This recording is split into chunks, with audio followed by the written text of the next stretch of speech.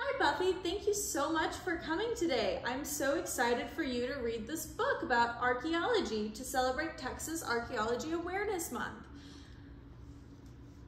Thanks for having me, Tessa. I'm so excited to be here and to read this book for you.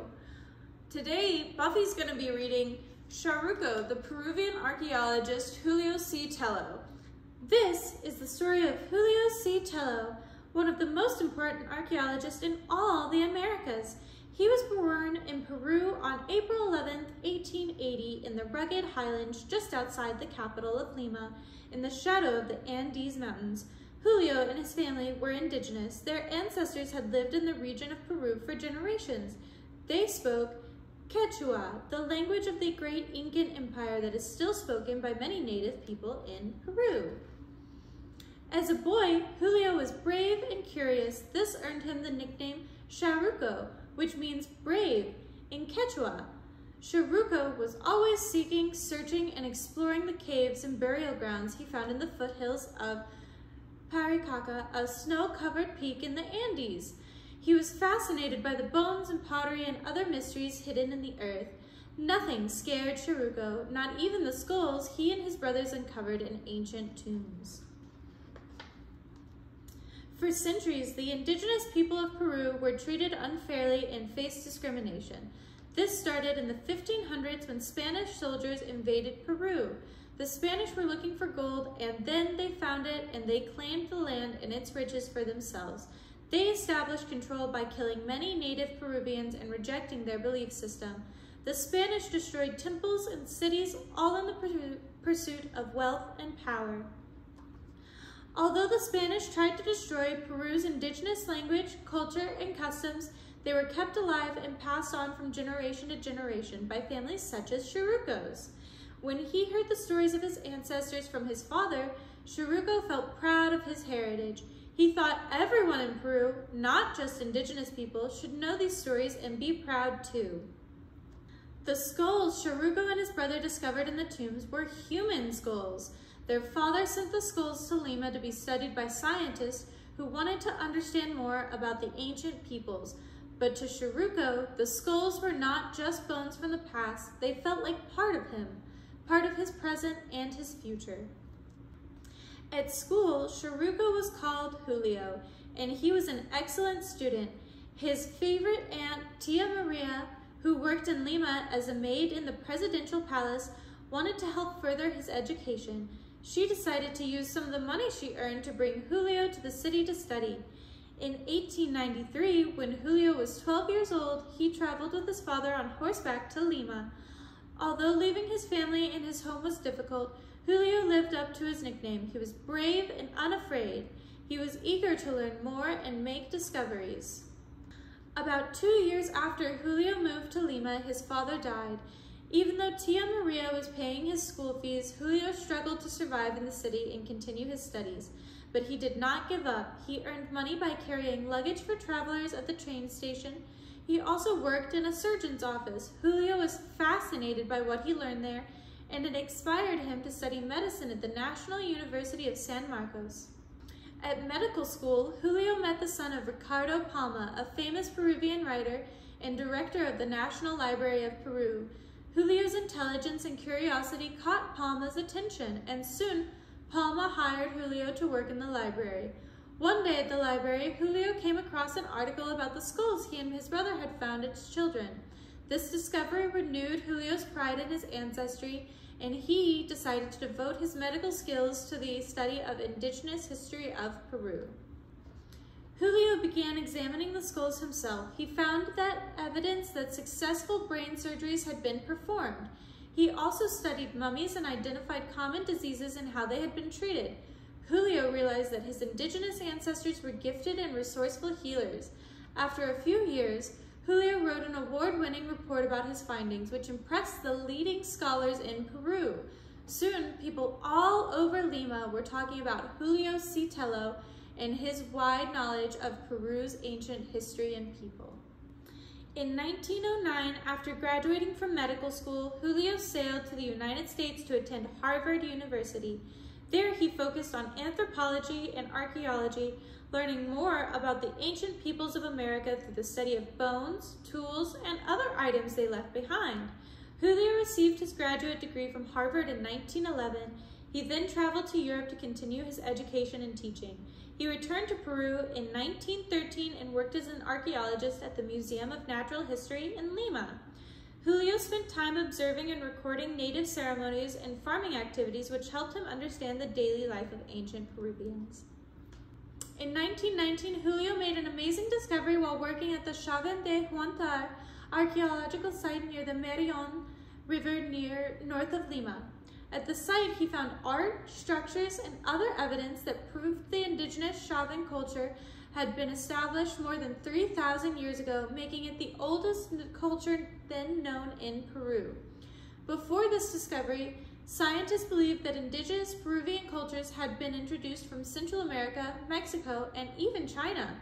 Julio had the courage to argue against this popular belief, and eventually the scientific world realized he was right. Peruvian culture had grown from its own soil. In 1927, Julio began investigating the archaeological site of the Paracas people south of Lima. The Paracas were an indigenous group who lived more than 2,500 years ago. They had an amazing knowledge of irrigation and water systems and produced some of the most beautiful textiles the world has ever seen. Julio also discovered an ancient cemetery with mummy bundles that showed how the Paracas people honored those who died. Throughout his life, Julio was always seeking, searching, and exploring. He worked to protect and preserve the historical treasures he found, but that was not enough. He believed that what had been uncovered at Chavín de Huántar, Paracas, and other archaeological sites belonged to all Peruvians. He wished for them to know the beauty of their ancestors and the living history of indigenous Peru. In 1939, Julio's wish came true. He was appointed the director of the new Museum of Anthropology, where his discoveries were on display for all Peruvians to see. Julio C. Tello died on June 3, 1947. He was the first and greatest indigenous archaeologist of Peru, and he's still beloved by Peruvians. Before him, stories of Peru's history were told by outsiders and focused on events following the Spanish conquest. But Julio proved that Peru's history began long before that. The great civilizations of his country's past were thousands of years old. Thanks to the smart, brave, and curious man once known as Sharuko, people around the world today know of Peru's long history and its living native culture and customs. And now, Peruvians tell their own stories. Afterward, archaeology, the study of history of ancient human cultures through examination of artifacts and material remains, pottery, tools, structures, etc., has been a discipline fraught with problems. In part, this is because some archaeologists have placed value only on indigenous artifacts instead of consulting with living experts, especially indigenous people with deep knowledge of traditions and culturally specific ways of knowing. Many archaeologists have also interpreted ancient indigenous cultures through an exclusively Western lens. Julio Cesar Tello made it his life's work to change this dynamic. As an indigenous Peruvian and Quechua speaker, he told the story of Peru's past from a native perspective. He wanted the world to know and understand the brilliance of Peru's indigenous people and culture. As an archaeologist, Tello was responsible for discovering several important sites, including Chavín de Huántar, now a UNESCO World Heritage Center, which contains the beautifully carved Tello obelisk. He also unearthed ancient textiles and hundreds of mummy bodies on the Paracas Peninsula. In 1936, Tello confounded with Alfred L. Kroeber and other scientists at the Institute of Andean Studies. He introduced the scientific method to a new generation of archaeologists in Peru, is known as the founder of modern Peruvian archaeology. He was passionate about research, conservation, and education. He believed the Spanish conquest of Peru was a catastrophic, destructive to the indigenous spirit. He felt passionately that Peru's future prosperity and nationalism needed a base of pride in the country's brilliant and glorious indigenous past and living present. Because Tello was concerned about the treatment of native Peruvians, he ran for Peru's National Congress in 1917 and was elected by voters from his mountain homeland. He worked to improve the health and education of indigenous people. Another of Tello's lasting legacies was the founding of the Museum of Anthropology, which still exists today as part of the National Museum of Archaeology, Anthropology, and History of Peru in Lima. This is where Julio C. Tello is buried near thousands of artifacts he discovered himself from ancient sites. Illustrator's notes. If you have ever met any Peruvians, you know we will take any opportunity to rave about our country and culture, a place where past mingles with the present and archaeological sites abound. Julio C. Tello is one of these points of pride. The discoveries he made revealed fascinating details about Peru's sophisticated ancient civilizations. As the first indigenous archaeologist of the Americas, his discoveries came from the unique perspective of someone studying his own ancestors. The opportunity to illustrate a biography about the man who taught Peruvians so much about our own ancestry has been very special to me. In these images, I reference the incredible art and artifacts from the cultures mentioned in the stories. For example, the ink papers show cabezas calvas, carved stone heads from the Chaven de Huantar site. The decorations on the dedication spread are detailed of Paracas textiles on the Chaven discovery pages. The illustrations on the left show El Lezon, stone idols in the shape of spear, and the illustrations on the right shows more cabezas clavas. And on the following spread, I included many more Paracas textiles. My hope is that my images provide a glimpse into Peru's rich past and honor one of our national heroes, Julio C. Tello. Thank you so much for reading this story for us, Buffy.